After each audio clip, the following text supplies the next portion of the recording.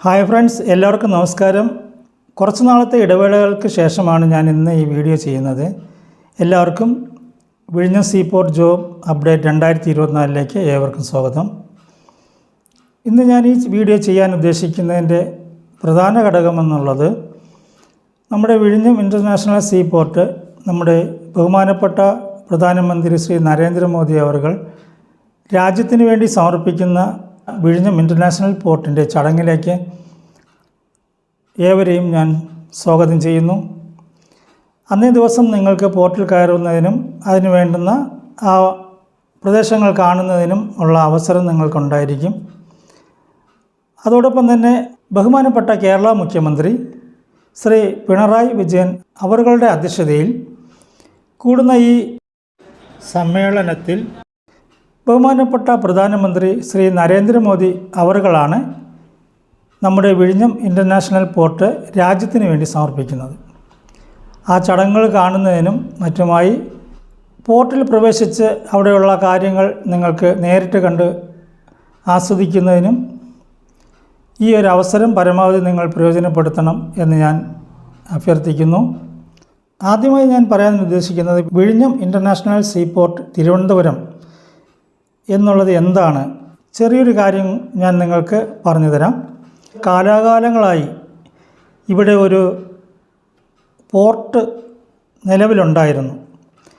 രാജാക്കന്മാരുടെ കാലഘട്ടങ്ങളിൽ അത് നിശേഷമായി നശിപ്പിക്കപ്പെട്ട ഒരു പോർട്ടായിരുന്നു. അതിനുശേഷം ജനാധിപത്യ ഭരണം വന്നപ്പോൾ വിഴിഞ്ഞത്തിൻ്റെ സാധ്യതകൾ മനസ്സിലാക്കി പല രാഷ്ട്രീയ പ്രമുഖന്മാരും ഒരു പോർട്ട് വരണം എന്ന് ആഗ്രഹിക്കുന്ന കാലങ്ങൾ അങ്ങനെ ഈ 2015 ആദ്യമായി പോർട്ടിന് തറക്കല്ലിടുന്നത്. അതിനുശേഷം നടത്തിയ ഈ സമയബന്ധിതമായ ഈ പ്രവർത്തനങ്ങൾ കൊണ്ട് പോർട്ട് 2025 മെയ് മാസം 2 അത് കമ്മീഷൻ ചെയ്യുകയും രാജ്യത്തിന് വേണ്ടി സമർപ്പിക്കാനും കഴിയുന്നു എന്നുള്ളൊരു വസ്തുത നമുക്ക് എടുത്തു പറയത്തക്ക ഒരു പ്രധാന സംഭവം തന്നെയാണ്. ഈ പോർട്ടിൻ്റെ പ്രത്യേകത എന്നുള്ളത് ഇതിൻ്റെ സ്വാഭാവികമായിട്ടുള്ള ആഴം ആണ്. 24 മീറ്ററാണ് ഇവിടുത്തെ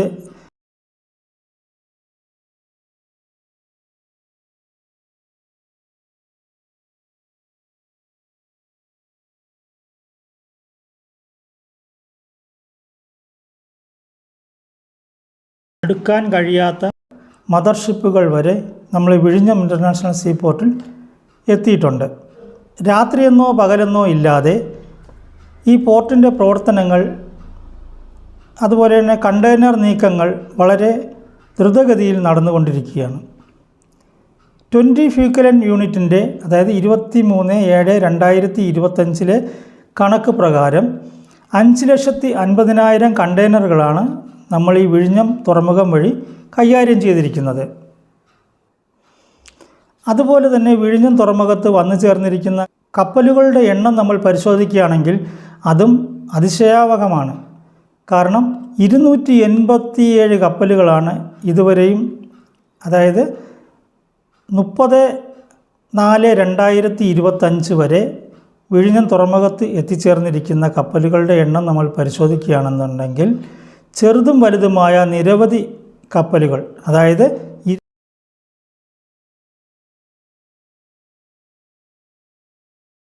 വിഴിഞ്ഞം കപ്പൽ ചാലിൽ നങ്കൂരമിട്ട് കിടന്നിരുന്ന നിരവധി കപ്പലുകൾ വിഴിഞ്ഞം തുറമുഖത്ത് പ്രവേശിക്കാൻ കഴിയാതെ തന്നെ തിരിച്ചു പോകുന്ന സാഹചര്യങ്ങൾ വരെ നിലവിൽ വന്നിട്ടുണ്ട്.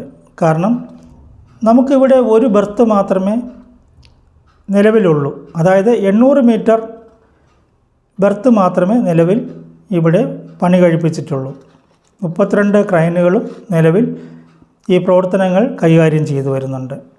ഈ 32 ക്രെയിനുകളും 800 മീറ്റർ ബെർത്തും ഉള്ള വിഴിഞ്ഞം ഇൻ്റർനാഷണൽ സീപോർട്ടാണ് ഇത്രയും നേട്ടങ്ങൾ കൈവരിക്കാനായിട്ട് നമുക്ക് സാധിച്ചിട്ടുള്ളത്. അതിനുശേഷം 1.200 മീറ്റർ ബെർത്തിൻ്റെ പണികൾ ആരംഭിച്ചു കഴിഞ്ഞു. അതേപോലെ തന്നെ 3 കിലോമീറ്ററാണ് നമ്മുടെ പുളിമുട്ട് നിർമ്മാണം. 3 കിലോമീറ്ററാണ് നിർമ്മിച്ചിരിക്കുന്നത്. അത് 4 കിലോമീറ്റർ ആക്കാൻ വേണ്ടിയിട്ടുള്ള വർക്കുകളും ആരംഭിച്ചിരിക്കുകയാണ്. എന്താണ് വിഴിഞ്ഞം ഇൻ്റർനാഷണൽ സീപോർട്ട്?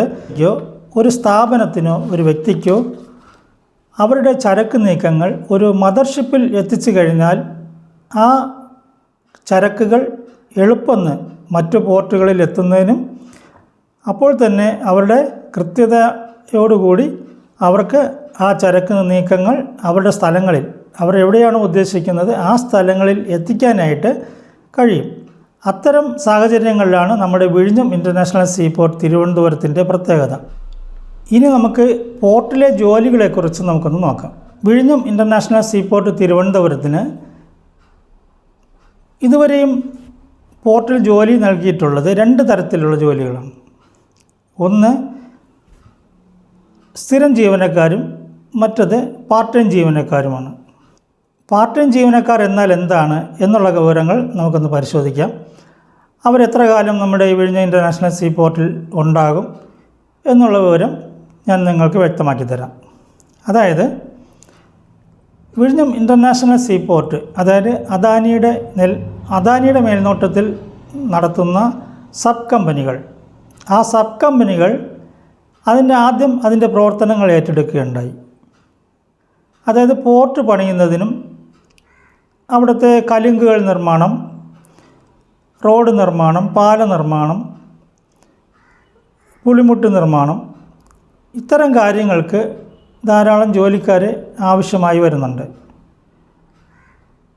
ഇതിൽ ഭൂരിഭാഗവും വടക്കേ ഇന്ത്യയിലുള്ള ആൾക്കാർ തന്നെയാണ് ഇതിൻ്റെ ഭൂരിഭാഗവും ജോലികൾ ചെയ്തു വരുന്നത്. എന്നാലും നമ്മുടെ കേരളത്തിൽ നിന്നുമുള്ള തൊഴിലാളികളും ഇതിൻ്റെ കൂടെ ജോലി ചെയ്തു വരുന്നു.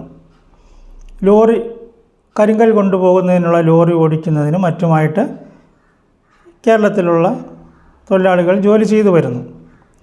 എന്നാൽ ഇവർക്ക് കുറച്ച് കാലങ്ങൾക്ക് മാത്രമേ ജോലി ചെയ്യാനായിട്ട് കഴിയുള്ളൂ. കാരണം ഇത് ഏറ്റെടുത്തിരിക്കുന്ന കമ്പനികൾ അവരവരുടെ ജോലികൾ നിർവഹിച്ചു കഴിഞ്ഞാൽ പിന്നെ ആ കമ്പനികൾ ഈ തൊഴിലാളികളെ പിരിച്ചുവിട്ട ശേഷം അവരും തിരിച്ചു പോവുകയാണ് ചെയ്യുന്നത്. അതായത് കോൺട്രാക്റ്റ് അടിസ്ഥാനത്തിലാണ് ഇവർ ആളെ എടുക്കുന്നത്. അത്തരം ജോലികളാണ് ഞാൻ പറഞ്ഞത്, കോൺട്രാക്റ്റ് ബേസിലുള്ള ജോലികളാണ് അവരെടുത്തുകൊണ്ടിരുന്നത്. രണ്ടാമതായി സ്ഥിരം ജീവനക്കാരെയാണ് അവിടെ എടുക്കുന്നത്. അതായത് പോർട്ടിൻ്റെ പ്രവർത്തനങ്ങൾ മുന്നോട്ട് കൊണ്ടുപോകുന്നതിന് വേണ്ടിയിട്ട് സ്ഥിരം ജീവനക്കാരായ ആൾക്കാരെയാണ് എടുക്കുന്നത്. ഇതിനു വേണ്ടി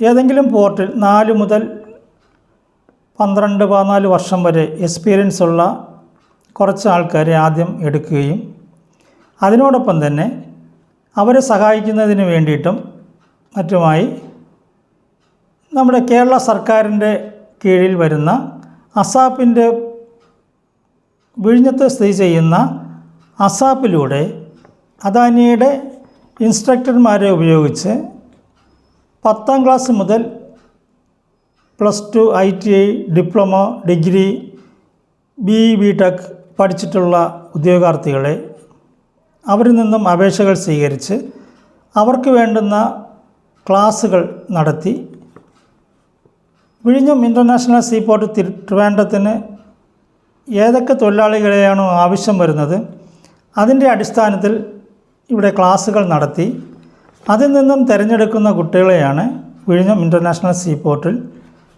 ഇപ്പോൾ പ്രവർത്തിച്ചു വരുന്നത്.